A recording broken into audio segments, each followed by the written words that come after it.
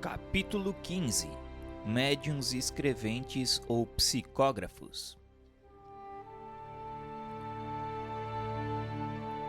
De todos os meios de comunicação, a escrita manual é a mais simples, a mais cômoda e a mais completa. É para ela que deve entender todos os esforços, porque permite estabelecer com os espíritos relações tão continuadas e tão regulares como as que existem entre nós. Tanto mais a ela deve se aplicar, porque é por esse meio que os espíritos revelam melhor sua natureza e seu grau de perfeição ou de sua inferioridade. Pela facilidade que tem de se exprimirem, nos faz conhecer seus pensamentos íntimos e nos colocam, assim, em posição de julgá-los e de lhe apreciar o valor. De outra parte, a faculdade de escrever para o médium é a mais suscetível de se desenvolver pelo exercício. Médiuns mecânicos. Se examinam certos efeitos que se produzem nos movimentos da mesa, da cesta e da prancheta que escrevem, não se pode duvidar de uma ação exercida diretamente pelo espírito sobre esses objetos.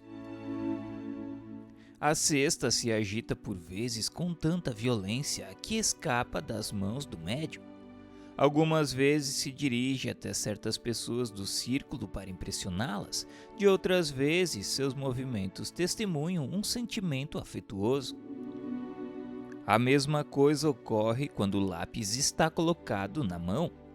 Frequentemente ele é lançado ao longe com força, ou a mão, igual à cesta, se agita convulsivamente e bate na mesa com cólera, mesmo quando o médium está na maior calma e se espanta de não ser senhor de si. Digamos de passagem que esses efeitos denotam sempre a presença de espíritos imperfeitos. Os espíritos realmente superiores são constantemente calmos, dignos e benevolentes. Se não são escutados convenientemente, retiram-se e outros tomam o seu lugar. O espírito pode, pois, exprimir diretamente seu pensamento, seja por um movimento de um objeto do qual a mão do médium é apenas um ponto de apoio, seja por sua ação sobre a mão do médium. Quando o espírito atua sobre a mão, dá a esta um impulso completamente independente da vontade. E não obstante o médium, ela funciona sem interrupção enquanto o espírito tem alguma coisa a dizer e se detém logo que termina. O que caracteriza o fenômeno nesta circunstância é que o médium não tem a menor consciência do que escreve. A inconsciência absoluta, neste caso, constitui o que se chamam os médiuns passivos ou mecânicos. Esta faculdade é preciosa pelo fato de não poder deixar nenhuma dúvida sobre a independência do pensamento daquele que escreve.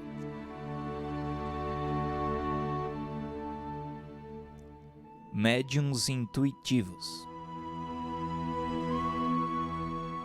A transmissão do pensamento ocorre também por intermédio do espírito do médium, ou melhor, de sua alma, uma vez que designamos sob esse nome o espírito encarnado. O espírito estranho, nesse caso, não atua sobre a mão para fazê-la escrever, não a toma, não a guia, ele age sobre a alma com a qual se identifica. A alma, sob esse impulso, dirige a mão e a mão dirige o lápis. Anotemos aqui uma coisa importante de se saber. É que o espírito estranho não se substitui à alma, porque não poderia deslocá-la. Domina-a sem que saiba e lhe imprime sua vontade.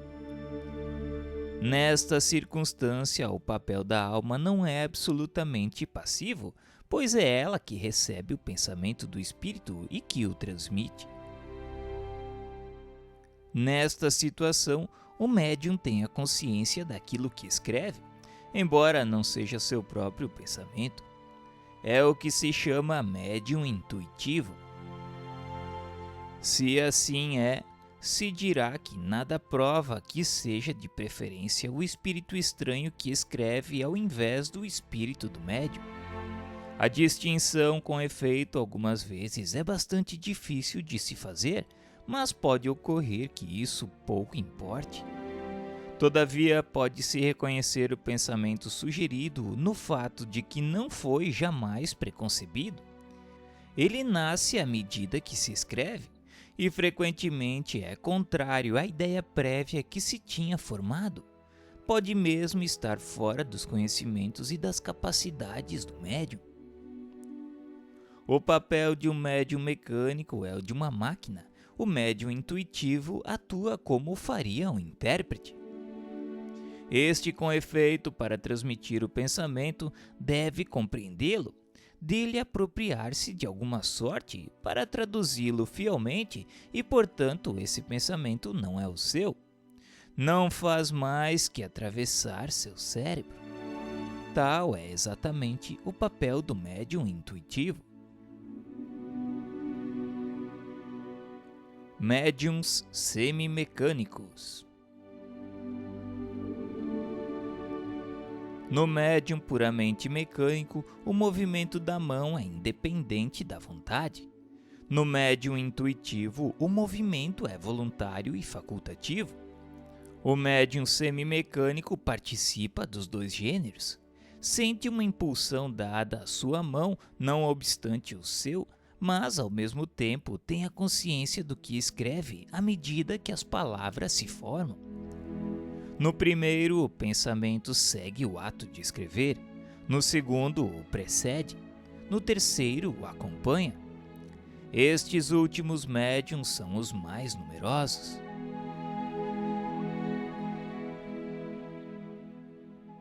Médiuns inspirados. Toda pessoa que recebe, seja no estado normal, seja no estado de êxtase pelo pensamento, comunicações estranhas às suas ideias preconcebidas, pode ser incluído na categoria dos médiuns inspirados. Como se vê, há uma variedade de mediunidade intuitiva, com a diferença de que a intervenção de uma potência oculta é ainda bem menos sensível, porque nos inspirados é ainda mais difícil distinguir o pensamento próprio do que é sugerido. O que caracteriza este último, sobretudo, é a espontaneidade. A inspiração nos vem dos espíritos que nos influenciam no bem ou do mal, porém ela é antes daqueles que nos querem bem e dos quais, frequentemente, por erro, não seguimos os conselhos. Aplica-se a todas as circunstâncias da vida nas resoluções que devemos tomar. Sob este aspecto, pode-se dizer que todo mundo é médium, porque não há pessoa que não tenha seus espíritos protetores e familiares que fazem todos os esforços para sugerirem aos seus protegidos pensamentos salutares. Se está bem compenetrado desta verdade, mais frequentemente se recorreria à inspiração do seu anjo da guarda nos momentos em que não se sabe o que dizer ou o que fazer. Que se invoque, pois, com fervor e confiança, em caso de necessidade e com muita frequência, ficará-se espantado com as ideias que surgirão como por encantamento, seja que se tenha um partido a tomar, seja que se tenha alguma coisa a compor. Se nenhuma ideia vier, é que é preciso esperar. A prova de que a ideia que sobrevém é uma ideia estranha é que, se ela estivesse na mente, dela se seria sempre senhor e não haveria razão para que se não manifestasse à vontade. Aquele que não é cego, quando quer ver, não tem senão que abrir os olhos para ver. Igualmente, aquele que tem ideia, as tem sempre à sua disposição. Se não lhe vem à sua vontade, é porque está obrigado a auri-las a lures, que não no seu interior. Pode-se ainda incluir nesta categoria as pessoas que, sem estarem dotadas de uma inteligência excepcional e sem saírem do estado normal, têm relâmpagos de uma lucidez intelectual que lhes dá momentaneamente uma facilidade de concepção e elocução fora do costume, e em certos casos o pressentimento das coisas futuras. Nesses momentos que se chamam justamente de inspiração, as ideias se derramam, se seguem, se encadeiam, por assim dizer, por elas mesmas e por um impulso involuntário e quase febril. Parece-nos que uma inteligência superior vem nos ajudar e que o nosso espírito se desembaraça de um fardo. Os homens de gênio em todos os gêneros, artistas, sábios, literatos, são sem dúvida espíritos avançados, capazes por si mesmo de compreender e de conceberem grandes coisas. Ora, é precisamente porque são julgados capazes que os espíritos que querem o cumprimento de certos trabalhos lhes sugerem as ideias necessárias. E é assim que o mais frequentemente são médiums sem o saberem. Tem, no entanto, uma vaga intuição de uma assistência estranha, porque quem apela à inspiração não faz outra coisa senão uma evocação. Se não esperasse ser ouvido, por que exclamaria tão frequentemente: "Meu bom gênio, vem em minha ajuda"? As respostas seguintes confirmam esta assertativa.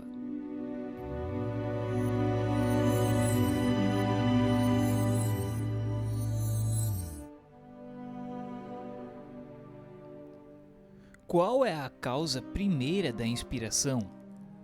O espírito que se comunica pelo pensamento.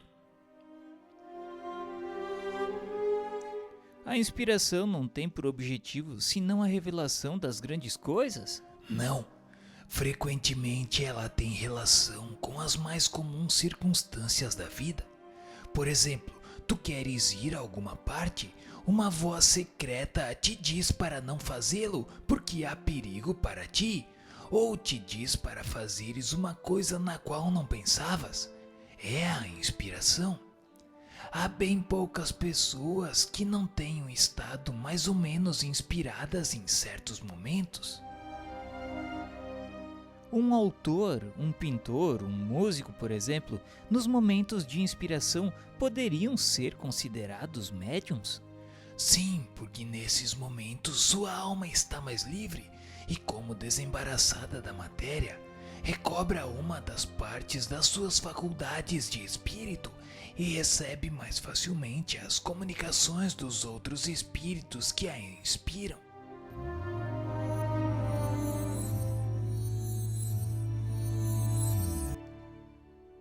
Médiuns de pressentimentos.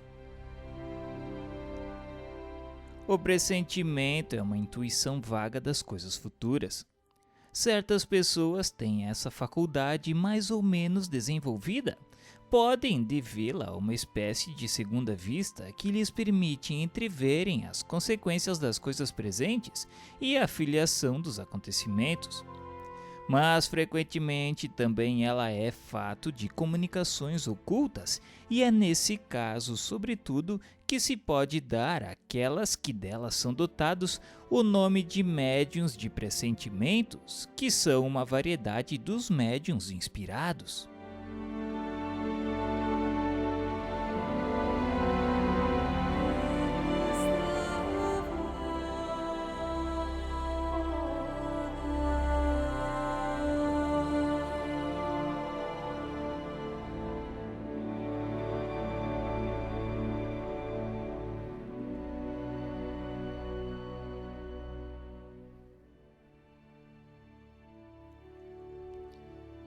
Capítulo 16 – Médiuns especiais. Além das categorias de médiuns que acabamos de enumerar, a mediunidade apresenta uma variedade infinita de nuances que constituem o que se chama os médiuns especiais, e que têm aptidões particulares ainda não definidas, abstração feita das qualidades e dos conhecimentos do espírito que se manifesta.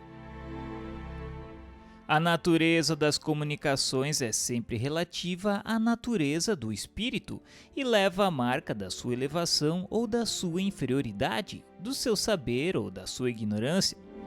Mas em igualdade de merecimento, do ponto de vista hierárquico, há neles incontestavelmente uma propensão a se ocuparem mais de uma coisa do que de outra. Os espíritos batedores, por exemplo, não saem muito das manifestações físicas, enquanto que entre os que dão manifestações inteligentes há espíritos poetas, músicos, desenhistas, moralistas, sábios, médicos e etc. Falamos dos espíritos de ordem mediana, porque chegados a certo grau, as aptidões se confundem na unidade da perfeição. Mas ao lado da aptidão do espírito, há a do médium, que é para ele um instrumento mais ou menos cômodo, mais ou menos flexível, e no qual descobre qualidades particulares que não podemos apreciar. Tomemos uma comparação. Um músico muito hábil tem sob as suas mãos vários violinos que para o vulgo seriam todos bons instrumentos, mas entre os quais o artista consumado faz uma grande diferença. Neles percebe nuances de uma delicadeza extrema que o farão escolher a uns e rejeitar a outros. Nuances que compreende mais pela intuição, pois não as pode definir. Ocorre o mesmo com respeito aos médiuns. Com qualidades iguais na potência medianímica, o espírito dará preferência a um ou a outro segundo o gênero de comunicações que quer dar. Assim, por exemplo, vêem-se pessoas escreverem como médiuns admiráveis poesias, embora nas condições ordinárias não tenham jamais podido ou sabido fazer 2 versos. Outros, ao contrário, que são poetas, como médiuns, jamais puderam escrever senão prosa, não obstante o seu desejo. Ocorre o mesmo com o desenho e a música e etc. Há ainda outros que, sem terem por eles mesmos conhecimentos científicos, têm uma aptidão mais particular para receberem comunicações sábias. Outros estão para os estudos históricos. Outros servem mais facilmente de intérpretes para os espíritos moralistas. Em uma palavra, qualquer que seja a flexibilidade do médium, as comunicações que recebe com mais facilidade têm geralmente um cunho especial. Há mesmo os que não saem de um certo círculo de ideias, e quando saem não têm senão comunicações incompletas, lacônicas e frequentemente falsas. Fora das causas de aptidão, os espíritos se comunicam ainda mais ou menos voluntariamente por um tal ou tal intermediário, segundo suas simpatias. Assim, em condições iguais, o mesmo espírito será sempre mais explícito com certos médiuns, unicamente porque melhor lhe convém. Se estaria, pois, em erro, se apenas porque se tem à mão um bom médium, e fosse mesmo sua escrita muito fácil, se pensasse obter por eles boas comunicações em todos os gêneros. A primeira condição, sem contradita, é assegurar-se da fonte de onde elas emanam, quer dizer, das qualidades do espírito que a transmite. Mas não é menos necessário ter em vista as qualidades do instrumento que se dá ao espírito. É preciso, pois, estudar a natureza do médium como se estuda a natureza do espírito, porque são os 2 elementos essenciais para se obter um resultado satisfatório.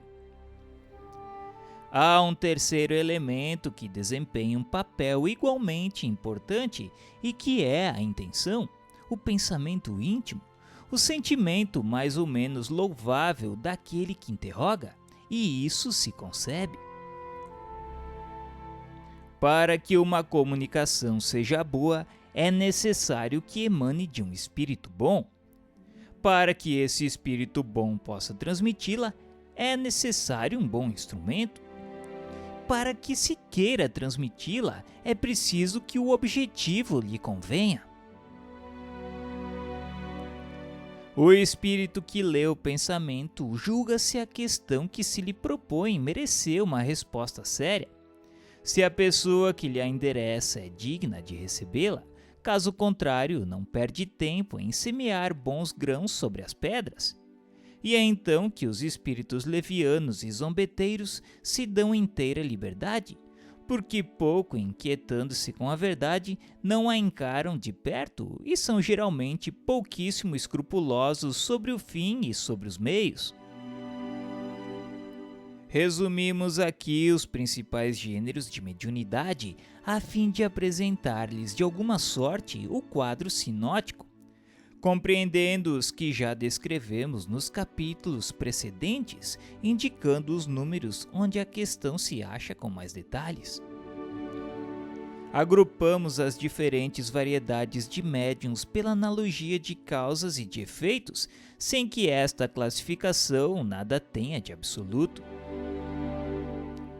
Alguns se encontram frequentemente, outros, ao contrário, são raros e mesmo excepcionais, o que temos o cuidado de mencionar. Estas últimas indicações foram todas fornecidas pelos espíritos, que de resto revisaram esse quadro com um cuidado todo particular e o completaram com numerosas observações e novas categorias, de tal sorte que, por assim dizer, é inteiramente obra sua. Indicamos com aspas suas observações textuais quando acreditamos conveniente ressaltá-las. São na maioria de Erasto e de Sócrates. Podem-se dividir os médiuns em duas grandes categorias. Os médiuns de efeitos físicos, aqueles que têm o poder de provocar efeitos materiais ou manifestações ostensivas. Os médiuns de efeitos intelectuais, os que são mais especialmente propensos a receberem e a transmitirem as comunicações inteligentes. Todas as outras variedades se prendem mais ou menos diretamente a uma ou a outra dessas duas categorias. Algumas se ligam às duas. Se analisam os diferentes fenômenos produzidos sob a influência mediúnica, ver-se-á que em todos há um efeito físico e que aos efeitos físicos se junta, o mais frequentemente, um efeito inteligente. O limite entre os dois é algumas vezes difícil de se estabelecer, mas isso não leva a nenhuma consequência. Compreendemos sob a denominação de médiuns de efeitos intelectuais aqueles que podem mais especialmente servir de intermediários para as comunicações regulares e continuadas. Variedades comuns a todos os gêneros de mediunidade. Médiuns sensitivos. São as pessoas suscetíveis de sentirem a presença dos espíritos por uma impressão geral ou local, vaga ou material. A maioria distingue os espíritos bons, os maus, pela natureza da impressão. Os médiuns delicados e muito sensíveis devem se abster de comunicações com os espíritos violentos ou cuja impressão seja penosa por causa da fadiga que disso resulta. Médiuns naturais ou inconscientes são aqueles que produzem os fenômenos espontaneamente sem nenhuma participação da sua vontade e o mais frequentemente com o seu desconhecimento. Já os médiuns facultativos ou voluntários são aqueles que têm o poder de provocar os fenômenos por um ato de sua vontade. Qualquer que seja essa vontade, nada podem se os espíritos se recusam, o que prova a intervenção de uma potência estranha. Variedades especiais para os efeitos físicos. Médiuns tiptólogos. São aqueles que por cuja influência se produzem os ruídos e as pancadas. variedade muito comum, com vontade ou sem ela. Médiuns motores são aqueles que produzem o movimento dos corpos inertes e são muito comuns. Médiuns de translações e de suspensões são os que produzem a translação aérea e a suspensão dos corpos inertes no espaço sem ponto de apoio. Há os que podem elevar-se a si mesmo, mais ou menos raros segundo o desenvolvimento do fenômeno, mais raros no último caso. Médiuns de efeitos musicais provocam o funcionamento de certos instrumentos sem contato. Estes são muito raros. Médiuns de aparições são os que podem provocar aparições fluídicas ou tangíveis, visíveis para os assistentes, muito excepcionais. Médiuns de transportes são aqueles que podem servir de auxiliares aos espíritos para o transporte de objetos materiais. Variedade de médiuns motores e de translações são excepcionais. Médiuns noturnos são os que não obtêm certos efeitos físicos senão na obscuridade. Eis a resposta de um espírito à questão de saber se podem ser considerados esses médiuns como formando uma variedade.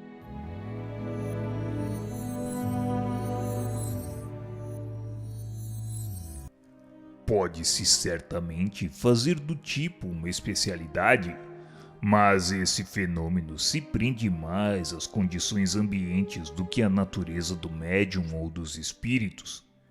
Devo acrescentar que alguns escapam a essa influência do meio e que a maioria dos médiuns noturnos poderiam alcançar pelo exercício e atuar tão bem no claro como na obscuridade. Esta variedade de médium é pouco numerosa e é preciso dizê-lo graças a essa condição que deixa toda a liberdade ao emprego de truques, de ventriloquia e dos tubos acústicos. Os charlatães com muita frequência têm abusado da credulidade em se fazendo passar por médiuns a fim de recolher dinheiro. Mas que importa? Os prestidigitadores de salão, como os prestidigitadores de praça pública, serão cruelmente desmascarados e os espíritos lhe provarão que não é bom se imiscuir em suas obras. Sim, eu repito, certos charlatães serão castigados de um modo bastante rude para que se desgostem do ofício de falsos médiuns. De resto, tudo isto só terá um momento.